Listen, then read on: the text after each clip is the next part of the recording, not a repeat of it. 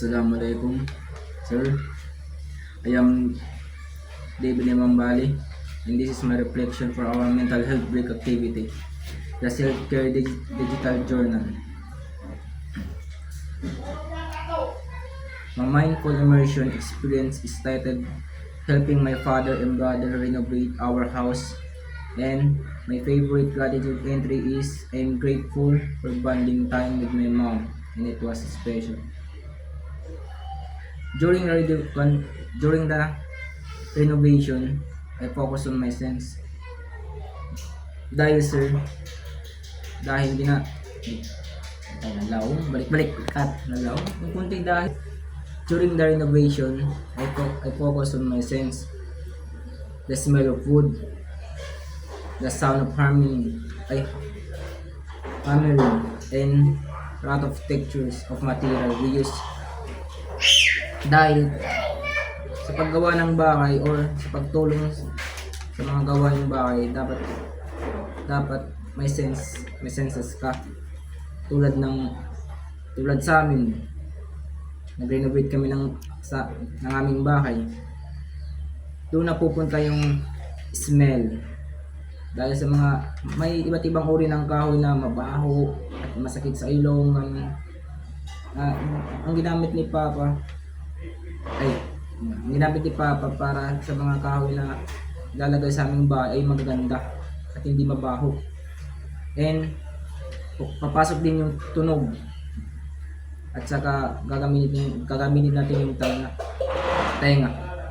Dahil minsan sa nakikita natin sa paggawa ng mga bahay, maingay yan.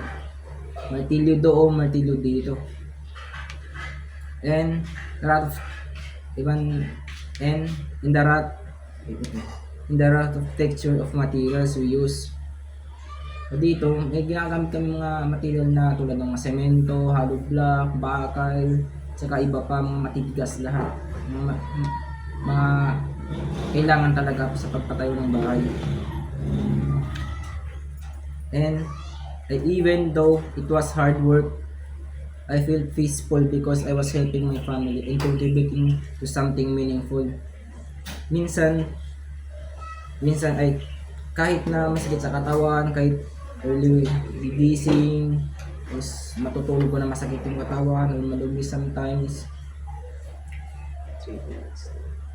I'm grateful because I helping my family and I given something meaningful in contributing to our house.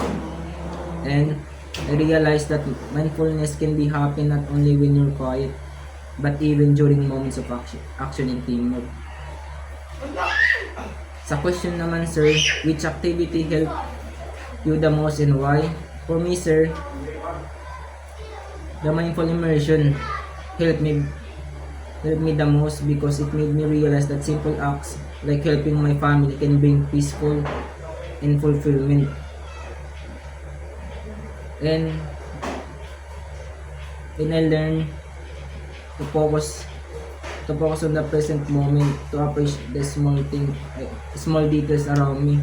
Dahil di naman kami sir na mayaman tulad na nila na kapag papagawa ng bahay or mag-renovate ng bahay, hindi pa yung mga construction worker or mga foreman, labor.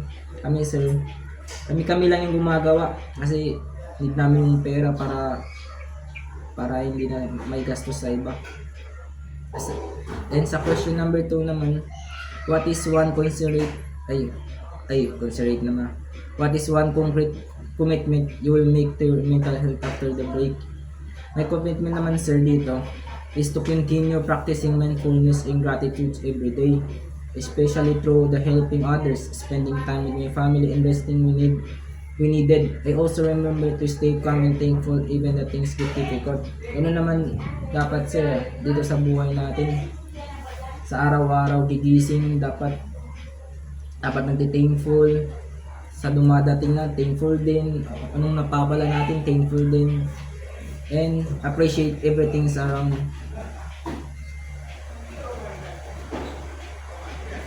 This activity remind me that self-care is only about rest. It's also about love, presence, and gratitude.